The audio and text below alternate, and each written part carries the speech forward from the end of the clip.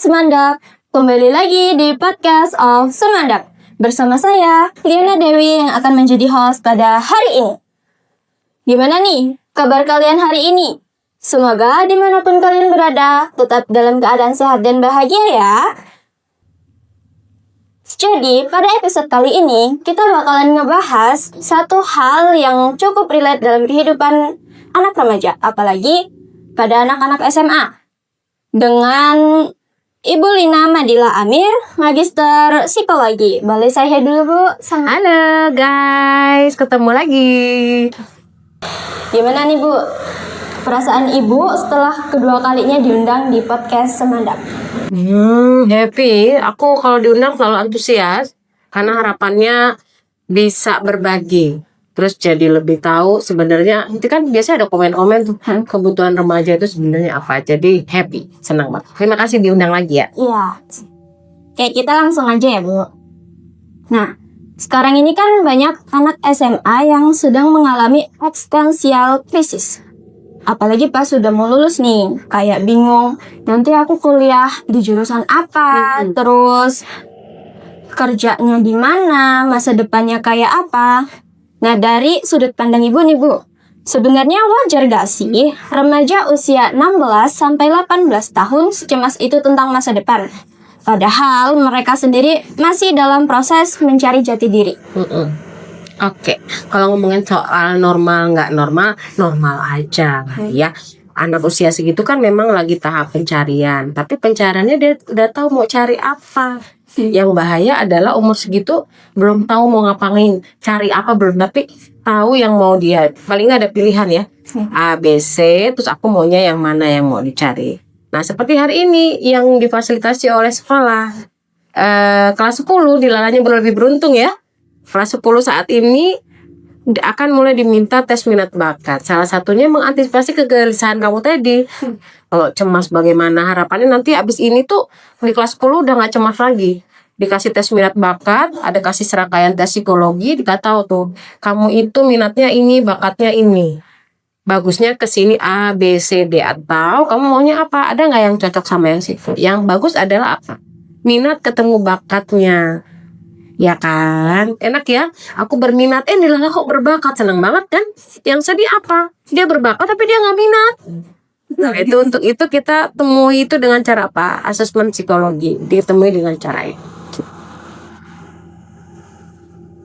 Terus nih ya, Bu, kecemasan tentang masa depan itu rasanya semakin berlipat ganda. Apalagi sekarang karena adanya media sosial yang menyajikan konten-konten kayak teman-teman yang seumuran kita atau adik kelas kita sudah lebih unggul daripada kita. Habis itu yang pada akhirnya membuat kita jadi sibuk membandingkan diri dengan orang lain. Nah, terkait hal ini, gimana sih cara membedakan antara motivasi untuk berkembang dengan kebiasaan membandingkan diri yang pada akhirnya jadi merusak kesehatan mental? Oke, ketika kita membandingkan diri dengan orang lain, di saat itulah rasa syukur kita dihilangin sama Tuhan. Jadi ketika kita mulai bandingin diri kita sama orang lain, di saat itulah rasa syukur Tuhan ambil dari kita, dicabut. Jadinya apa ya? Cemas. Kalau orang cemas berpanjang tentu mentalnya udah jelas nggak sehat, ya. Jadi stop bandingin hidup orang lain dengan cara apa? Kalau Bu Lina melatihnya adalah dengan terapi kebersyukuran. Kalau Bu Lina tanya sekarang sama Liana, Bu Lina tanya dulu ya. Sebutkan 2 hal apa yang bisa kamu syukuri hari ini. Kesehatan. Terus Ketemu ibu. 2 hal ini aja udah bikin kita banyak hal. Kesehatan. Tadi bangun tidur nggak perlu pasang oksigen kan di sini untuk bisa ya. Nggak, 1. Nggak perlu dipapa untuk sampai ke toilet. enggak. Banyak banget. Terus kita kalau udah tahu ada terapi kebersyukuran, everyday kita lakukan itu, kayaknya tempat ngeluhnya udah nggak ada. Bandinginnya udah nggak ada. Jadi ayo yang perlu dilatih adalah mampu mensyukuri. Karena kemampuan untuk bersyukur itu tuh skill, keahlian. Banyak orang nggak ahli dalam bersyukur. Itu kenapa dia banding-bandingin ya. Aduh, dia umur segini udah dapet ini, aku belum, gimana nih. Udah mulai sibuk sama bersyukurnya, sibuk sama ngeluhnya tadi ya. Ketika ngeluh itu soal ngeluh, membandingkan saat itu rasa syukur kita diambil. Mengeluh itu membuat permasalahan kita permanen. Itu yang ngeri. Makin banyak dulunya, makin permanen lah masalah. Jadi mau yang mana? Gitu ya. Apa ini bedanya nggak sama kecemasan? Iya. Kalau kita sibuk sama kecemasannya, capek pasti. Jadi kalau udah cemas berpanjangan, kalau Liana tadi bilang, boleh bantu cari profesional. Kapan kita perlu bantuan profesional? Ketika kecemasan ini mengganggu keberlangsungan hidup kita sehari-hari. Tidur jadi terganggu. Kalau merasa tidurnya tahu dikit-dikit bangun ketika malam, bangun tuh bukan yang cuma 2-3 kali ya, berkali-kali.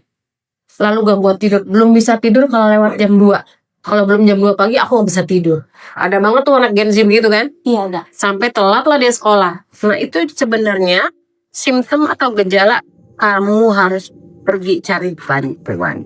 Kemana? Ke psikolog boleh. Kalau udah ada kecemasan parah, ada bisikan segala macam, ke psikiater hayu biar pakai farmakologi. Mau ke ustadz juga boleh, tapi hati-hati sama doa.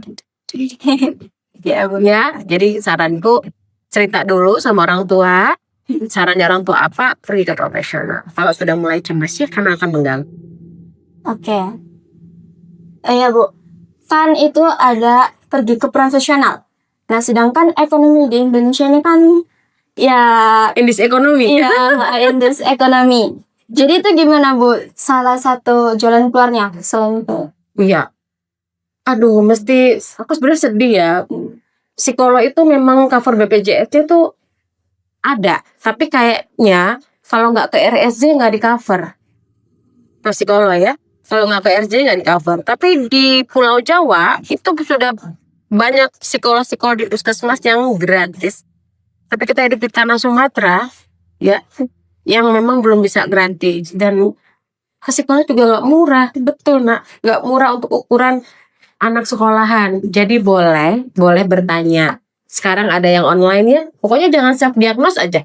Banyak yang online. Halo dok, aduh saya sebut merek, maaf ya, boleh ya, dipotong aja.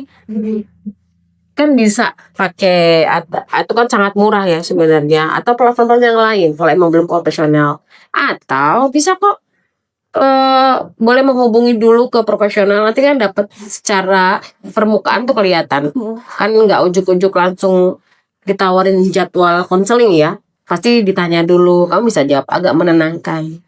Jadi memang mesti kesana. Kalau enggak pakai terapiku tadi bisa dilakukan di rumah kok. Mungkin mulai hari ini teman-teman di sini juga bisa mulai. Dia mau tidur, bikin aja terapi kebersyukuran. Sebutkan apa saja yang bisa kamu lakukan. Dan itu anak SMA banyak kok yang datang ke kantor Bu Lina. Dia ditemani orang tuanya ya, yang kemudian pulih karena terapi kebersyukuran. Kita lanjut ya Bu. Siap. Seringkali kan sekarang ini standar sukses anak di mata orang tua itu cuman dari peringkat dan menang lomba.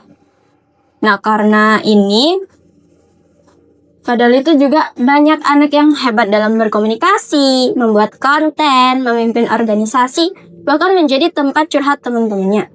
Menurut Ibu, apakah kemampuan-kemampuan ini itu juga termasuk dikategorikan prestasi? Iya dong.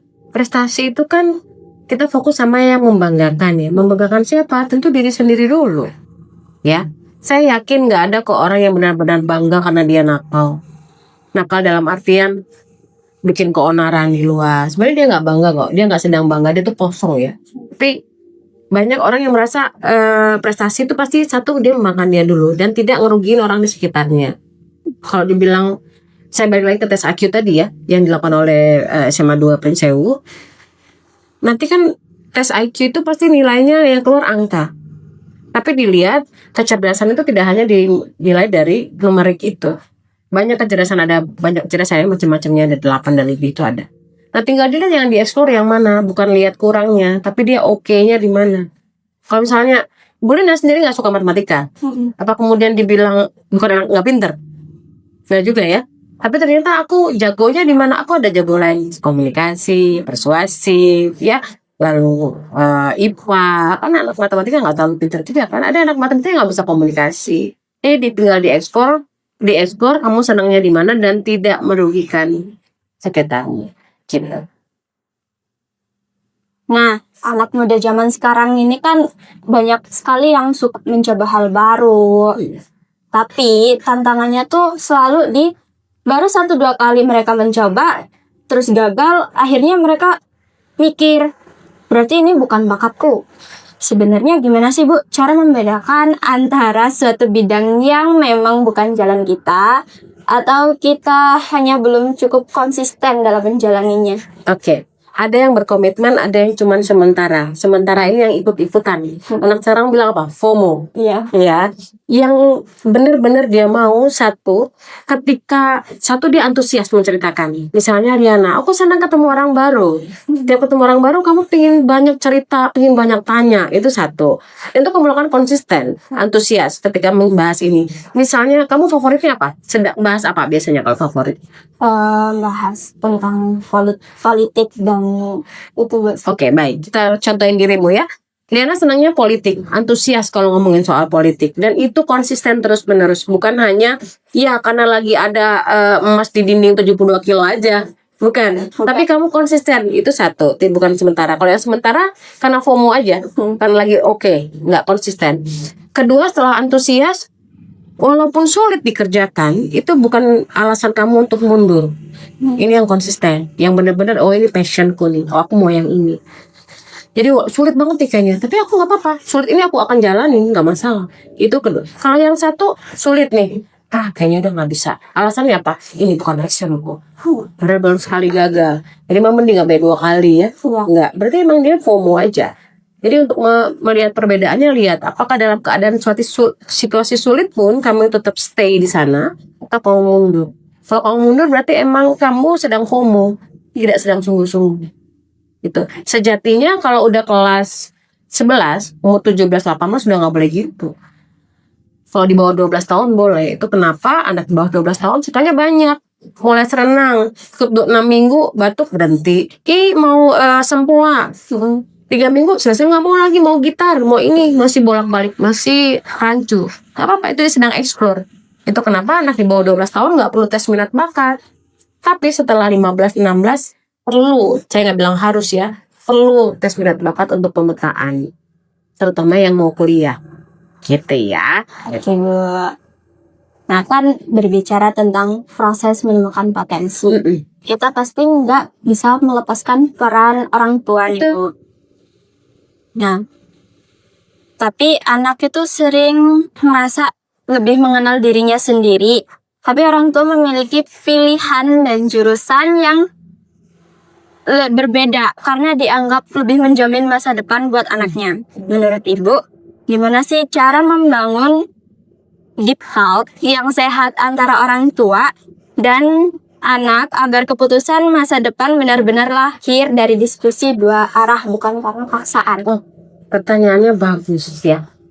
Gimana caranya biar diskusi ini nendang dan dapat nggak ada yang saling dirugiin? Oke. Jadi ada bergen, ada posisi tawar. Aku contohin pengalamanku membersamai anak perempuanku yang sulung, yang tahun ini juga kuliah. Di lubuk hati yang paling dalam, aku pengennya dia jadi dokter. Pengen banget dia jadi dokter. Tapi ketika dia tumbuh, kok tumbuhnya kayaknya nggak bakal jadi dokter ya.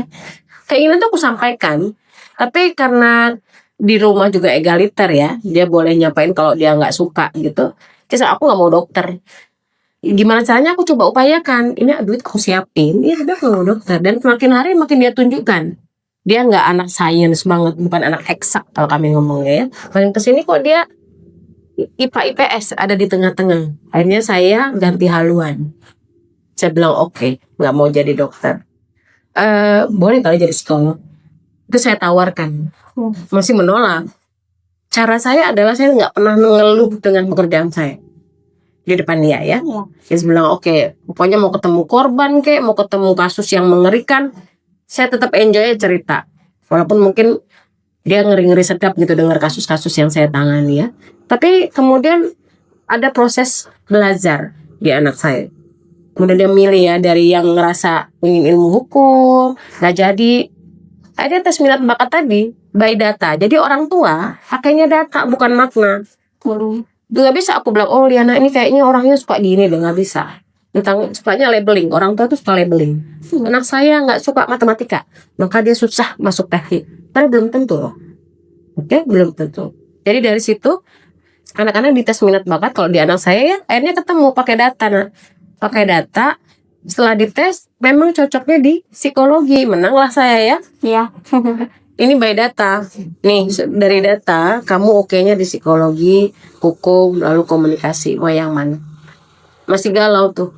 Dia biar aja dia mikir. Tes lagi kedua kali. Masih sama konsisten. Dan saya kasih dia pilihan. Nah, harapan ya orang tua juga punya ruang diskusi ini. Anak itu kan perlu didengerin ya. Kalau anak mau dengerin kita, saya sebagai orang tua, boleh kali kita dengerin dia dulu. Walaupun sebenarnya kalau anak saya pengen lagi ngomong dan nggak pas, saya pengen noyor juga sebenarnya. Tapi saya dengerin aja dulu. Nanti ada waktu saya bisa nembak dia, ya. Dia mutung-mutung dikit ya nggak apa-apa, kasih ruang aja. Saya one day juga saya bisa mutung sama dia kan. Jadi ayo orang tua belajar benar-benar ilmu parenting menurut saya. Jadi ilmu parenting kan bukan ngobrolin soal anaknya, soal kitanya, soal kami. Nah, jadi pertanyaan tadi bagus tuh. Gimana sih caranya biar deep talk? Deep talk tuh nggak selalu lama loh nak, nggak harus berjam-jam. Cukup rutin. Rutin apa? Satu, kamu terakhir dipeluk ibumu kapan? Lebaran kemarin. Iya. Kamu seneng nggak kalau dipeluk ibumu? Seneng. Pernah minta nggak dipeluk? Enggak. Ada ya. Kita seneng dipeluk tapi kita nggak minta. Saya seneng meluk anak saya minta. Ya, kadang kalau dia lagi butuh peluk saya, dia juga minta peluk gitu. Saya pun juga peluk ibu nak. Jadi apa yang kita maui ngomong itu salah satu deep talk. Jangan dikira deep talk itu cuma ngomong gini, enggak kok. Pelukan itu juga deep talk. Pembuka dari semuanya, dari pelukan ada rasa aman dan nyaman. Nanti dari mulai itu mulai muncul. Oh, aku mau ngobrol sama ibu dikit. Ya kan, gitu. Nanti pulang ke rumah minta peluk. Ya. Nah, terus ya Bu, kadang tuh orang tua itu merasa sudah paling memberikan segalanya ke anak nih, kayak dari fasilitas, biaya sekolah, bahkan les tambahan. Padahal di sisi lain, anaknya itu justru kurang didengar secara emosional. Sebenarnya bentuk dukungan emosional kayak apa sih yang paling berpengaruh dan dibutuhkan agar remaja bisa merasa percaya diri untuk mengejar potensi mereka? Oke, pertama rasa aman. Rasa aman dapatnya dari mana? Dari ngomong dan tanya. Gak usah segan ngomong, hari ini aman nak? Gimana hari ini nak? Walaupun jawabannya gini. Gitu ya. Tapi nggak saya, kalau saya pribadi nggak saya ambil hati. Karena saya mikir saya pernah ada di usia mereka. Juga kadang nggak suka ditanyain. Ya, jadi saya karena dia nggak ada di usia, belum pernah di usia aku ya yang jalan 50 ini. Jadi aku yang lebih harus memahami dia. Jadi satu, ciptakan rasa aman dengan cara apa? Sering bertanya. Pasti Liana juga senang kalau ditanya ibu kan? Tadi pian yang sekolahan dok? Senang nggak? Senang. Itu aja udah berbunga-bunga, ketawa 2 hari bikin gigi kering kan? Yang jarang ditanyain ya. Nah itu sebagai, jadi bangun rasa aman dulu sampai anak mau cerita semuanya. Tadi prinsipnya adalah dengerin dulu, biar kita juga nanti didengerin. Dengerin dulu. Jadi mendengarkan itu Liana adalah kemampuan, skill ya. Jadi perlu dilatih. Wah, tak terasa ya kita sudah berada di penghujung acara. Semoga apa yang kita diskusikan kali ini bisa membawa manfaat bagi kita semua. Tak lupa juga terima kasih kepada sahabat Semandap yang selalu menonton podcast kita. And see you guys.